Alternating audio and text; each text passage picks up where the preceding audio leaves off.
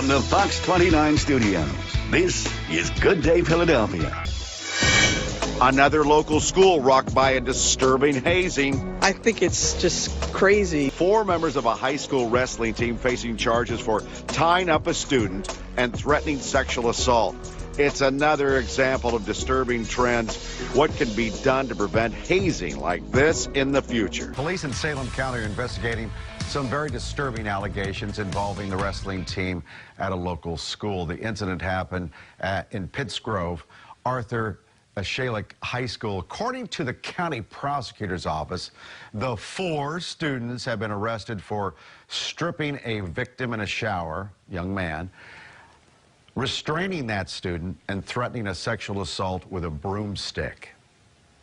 I think it's just crazy what kids are doing today to each other, bullying and then threatening other students. It's just nuts. I think it's completely wrong. It's completely wrong. It's completely sad, and they really need to work on the security around here. All right, let's talk about it. We have a psychologist with us. She's back with us again. Author of Growing Friendships, Eileen Kennedy-Moore is here. Doctor, good to have you back here. Thanks along for with having me. Attorney Fred Perry. Dr. Kennedy-Moore, let's start with you. Grab a student, hold that student down, threaten to penetrate him with a broomstick. What is that about? Is that power? What are they trying to accomplish with that message? Well, Mike, I don't know these specific children, but I can say that there are some general beliefs that tend to underlie these sorts of incidents, these horrible, horrible incidents. And the most dangerous belief is that this doesn't count as bad. So rationalizations are those excuses that we tell ourselves to justify bad behavior. And examples could be, he deserves it because he's young or weak or weird, or we were just kidding around, or maybe this is a tradition. Okay, real quickly, we've had other instances with broomsticks, Conestoga High School, in Maryland. I go all the way back decades ago to Abner Louima up in New York City. What is that? Is it dominance? It's dominance and it's cruelty, and they feel powerful. But I think as parents, we really want to take on those rationalizations head on. And a good way to do it is to talk about these with our kids, to give some examples of rationalizations and see if your child can explain why they don't justify cruel behavior. Yeah. Fred, what are the charges going to be? Well, it sounds like they're going to be charged with aggravated assault, obviously a conspiracy, and the hazing charges and maybe attempted sexual assault charges. Unfortunately for them, the ones that are charged in this case, it sounds like they're going to be charged in the juvenile system, which is a benefit because, as the doctors indicated, that there'll be some sense from the juvenile authorities to try and get to the bottom of why they're involved in this type of conduct.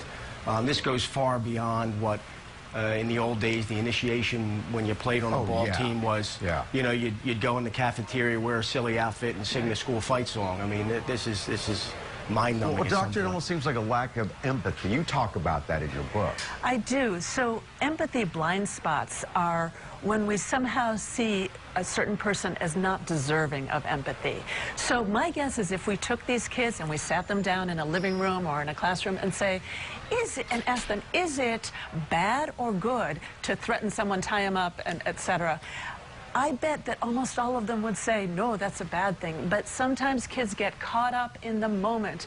And we know from research that children tend to overestimate their peers' acceptance of bad behavior. So that can shift everybody into doing awful things. And you bet it wouldn't happen one-on-one. This is a group thing, isn't it? Exactly. And it's kind of the momentum of the group. Everybody thinks, well, everybody else is okay with this. I don't want to be weird. And they end up doing something that they all know isn't right. Yeah, Fred, what could be the most severe charges, or punishment? Well, Mike, I think what you also need to look at is there any institutional knowledge with respect to the coaches, the assistant coaches, the individuals running We're waiting to hear about weight that, rooms. Fred. Yeah, and I think if this is some type of you know, an ongoing tradition. There's a lot of people that know about these types of things, and you know, I think an investigation should be conducted along those lines. Doctor, you're not probably surprised that other students probably heard about it, didn't speak up. Right, and I think one thing that really keeps kids from speaking up is the fear that if they do say something, they are going to be targeted. So that can make kids stay silent.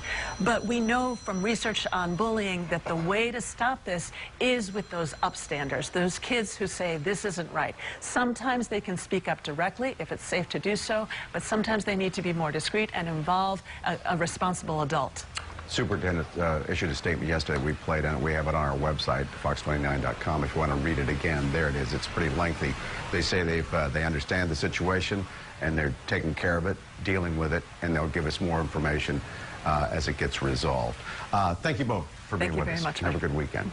We'll be right back.